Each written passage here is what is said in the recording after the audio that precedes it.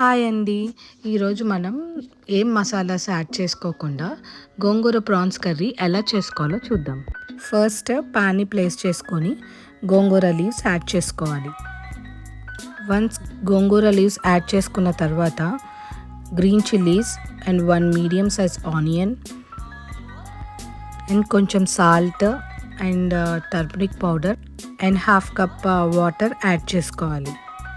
Once ఇవన్నీ add చేసుకున్న తర్వాత లిడ్ని క్లోజ్ చేసి 10 to 15 minutes కుక్ చేసుకోవాలి. తర్వాత లిడ్ని ఓపెన్ చేసి వాటర్ ఎవాపరేట్ అయ్యేంత వరకు కుక్ చేసుకోవాలి. వన్స్ వాటర్ అంతా ఎవాపరేట్ అయిన తర్వాత స్టవ్ ఆఫ్ చేసి పక్కన పెట్టుకోవాలి. పక్కన పెట్టుకున్న గోంగూరని స్మాష్ చేసుకోవాలి. తర్వాత మళ్ళీ ప్యాన్ని ప్లేస్ చేసుకొని ఆయిల్ యాడ్ చేసుకోవాలి. వన్స్ ఆయిల్ హీట్ అయిన తర్వాత వాష్ చేసి పెట్టుకున్న ప్రాన్స్ని యాడ్ చేసుకోవాలి. Half table spoon turmeric powder, red chilli powder as per taste add చేసుకోవాలి. యాడ్ చేసుకున్న తర్వాత కొంచెం సేపు సాట్ చేసుకోవాలి. తర్వాత హాఫ్ కప్ వాటర్ యాడ్ చేసుకొని కొంచెం సేపు సాట్ చేసుకోవాలి. లిడ్ని క్లోజ్ చేసి 15 to 20 minutes కుక్ చేసుకొని పక్కన పెట్టుకోవాలి.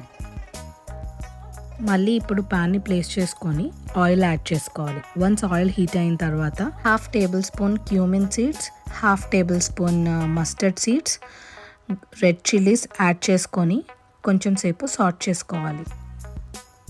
వన్స్ సాట్ చేసుకున్న తర్వాత ఆనియన్స్ని యాడ్ చేసుకొని ఫ్యూ మినిట్స్ సాట్ చేసుకోవాలి.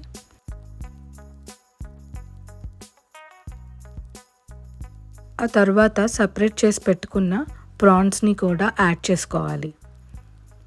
యాడ్ చేసుకున్న తర్వాత కొంచెం సేపు సాట్ చేసుకోవాలి. సాట్ చేసుకున్న తర్వాత స్మాష్ చేసి పెట్టుకున్న గోంగూరని యాడ్ చేసుకొని గ్రేవీ కన్సిస్టెన్సీ తగ్గట్టు వాటర్ని కూడా యాడ్ చేసి 10 minutes కుక్ చేసుకోవాలి. 10 minutes కుక్ చేసుకున్న తర్వాత కర్రీ లీవ్స్ని కూడా యాడ్ చేసుకోవాలి.